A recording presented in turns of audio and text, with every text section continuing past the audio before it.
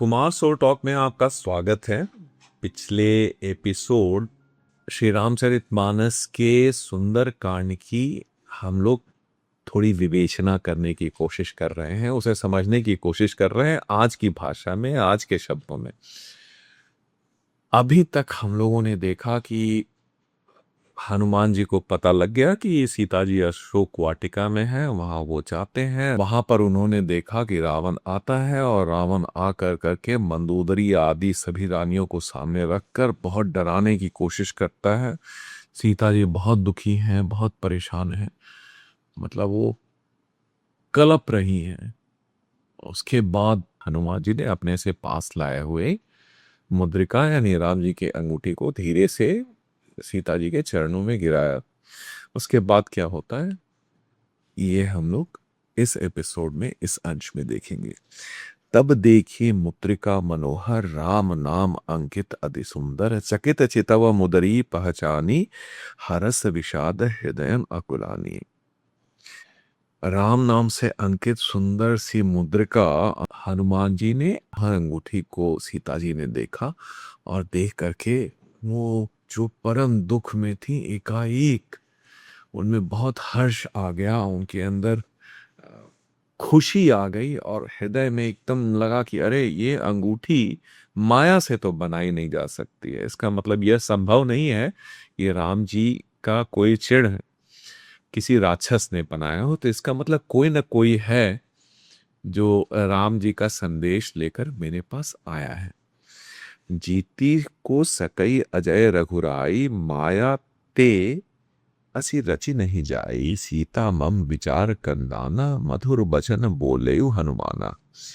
यही बात मैंने बताई कि भाई रघुवीर जी तो अजय हैं, उनको हरा पाना तो संभव नहीं है, तो जरूर कोई दूत, राम दूत यहाँ पर आया है। जब ऐसी परिस्थिति में उन्होंने ऐसे माहौल, उनके चेहरे पे हल्की सी मुस्कुराहट को हनुमान जी ने देखा तो बड़े मधुर वचन से बोलना शुरू किया। रामचंद्र गुण बरनय लागा, सुनत ही सीता कर दुख भागा, लागी सुनय श्रवण ममलाई, आदि हूँ ते कब कथा सुनाई। हनुमान जी बड़े मधुर स्वर में राम जी के गुणों का वर्णन करने लगे।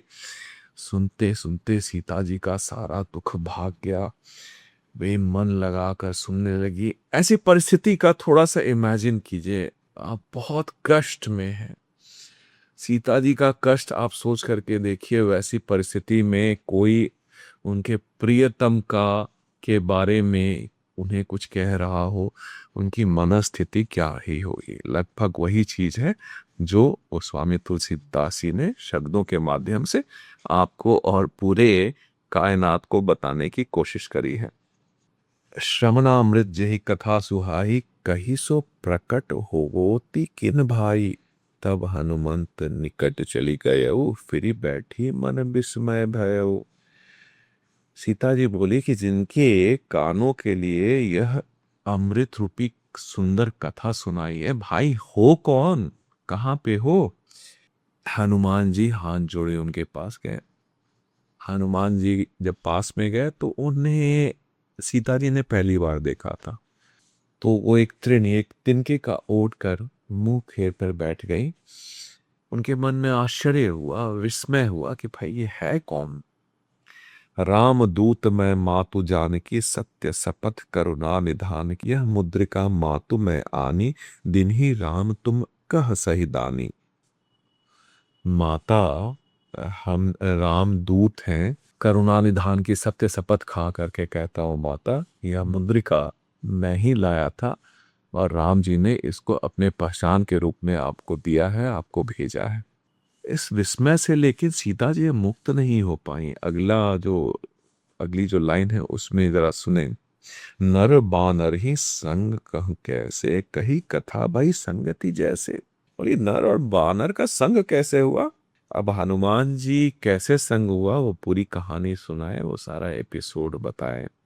कपि के बचन सप्रेम सुनी, उपजा मन विश्वास, जाना मन क्रम वचन, यह कृपा सिंधु कर दास।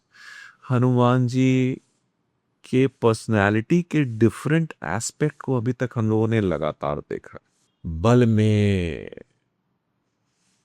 पुरोधा, बुद्धि विवेक कहना ही नहीं, विनम्रता विनीत स्वभाव, उसका उदाहरण हमने देख लिया। मधुर वचन बोलने की काबिलियत, उसका उदाहरण हम अभी देख रहे हैं। समझाने की कला और प्रवृत्ति, जब बोलने की शैली हनुमान जी की सीता जी ने देखी तो यह मान ली कि ये कृपा सिंधु यानी राम जी का दास है। हरिजन जानी प्रीति अति गाढ़ी, सजल नयन पुलकावली बाढ़ी, बूढ़त बिरह जलधि हनुमाना, भयउ तात मोह कहु जल जाना।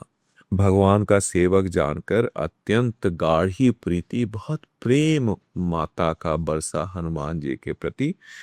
नयन में जल प्रेम आंसू को भर कर करके उनका हृदय बहुत पुलकित हो गया। सीता जी ने कहा कि हे तात, हे पुत्र हनुमान, इस विरह सागर में डूबती हुई मैं को तुम जहाज की तरह हुए। तो आपने सुना होगा डूबते को तिनके का सहारा, तो एक उदाहरण यहाँ भी आप देख सकते हैं।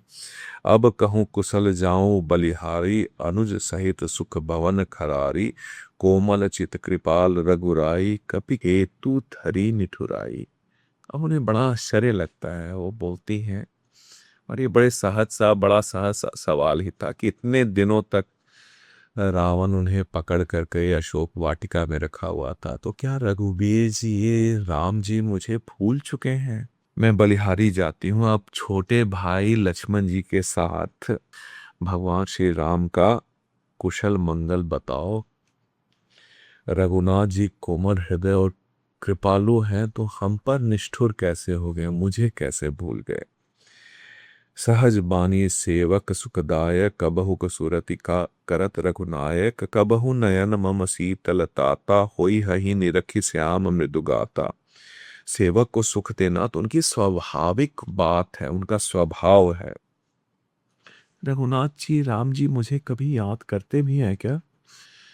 हनुमान, तुम तो उनके सेवक हो, बताओ जरा, इस वेदना में क्या हमको कभी भी याद करते हैं वो? ये बड़े नेचुरल से सवाल हैं। सीता जी यहाँ पर बैठी हैं और ये काल से परे सवाल हैं। कोई भी ऐसी परिस्थिति में होता है तो शायद यही पूछता, लेकिन सीता जी, माता जानकी, उन्होंने भी यही सब पूछा कि भाई राम जी भूल गए क्या? वो तो सबका ध्यान रखते हैं।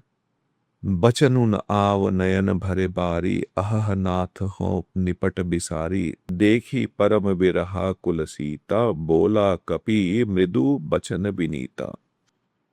सीता जी कह रही हैं कि मेरे मुंह से कुछ निकल नहीं रहा है, कोई शब्द नहीं मिल रहा है।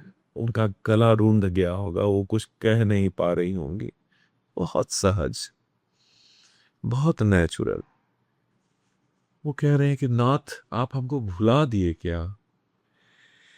सीता जी को विरह में देख करके, बहुत व्याकुल देख करके, हनुमान जी कोमल विनीत स्वभाव से बहुत मृदु शब्दों के साथ अपनी बातों को उन्होंने कहा।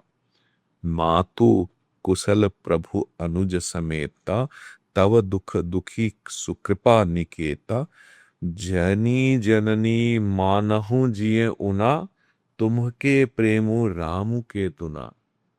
एक लाइन में, एक पंक्ति में हृदय की सारी बातें वहां पर पसार कर हनुमान जी ने रख दी। ध्यान से सुनिएगा।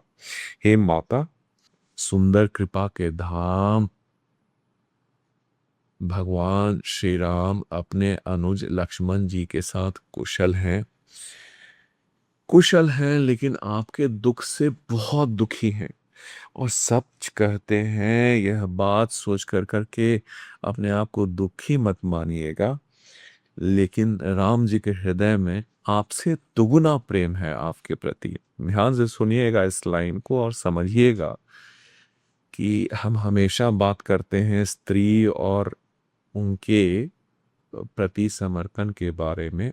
श्री राम जी पूरी वानर सेना लेकर एक तपस्वी के रूप में समुद्र लांघ कर चले गए और रावण जैसे बलशाली को हराकर सीता जी को वापस ले आए। इससे बड़ा प्रेम प्रसंग क्या हो सकता है? शब्द पंक्ति बड़ी मार्मिक है। जनी जननी मानहु जिए ऊना, तुम ते प्रेम राम के दुना। जितना प्रेम आप करती हैं माता राम जी को, उससे दुगुना प्रेम रामचंद्र जी आपको करते हैं। रघुपति कर संदेशु अब, सुनु जननी धरि धीर, अस कही कपि गद गद भयउ, भरे बिलोचन नीर। हे माता, अब थोड़ा धीरज धरिए और धीरज धरकर मेरी बातों को, राम जी के संदेश को आप कृपया सुनिए। यह बात कह कर के बड़े भावुक हो गए। कहे राम वियोग तव सीता, मोह कहु सकल भये विपरीता। नव तरु किसलय मनहु किसानु, काल निशा सम निशि शशि भानु। रामचंद्र जी ने कहा है कि हे सीता, तुम्हारे वियोग में मेरे लिए सभी पदार्थ, पूरी दुनिया प्रतिकूल हो गई है। वृक्षों के नए नए कोमल पत्ते लगते हैं कि कांटे समान है। रात्रि काल रात्रि के जैसा है और चंद्रमा की शीतलता सूर्य के कठोर धूप में बदल चुकी है।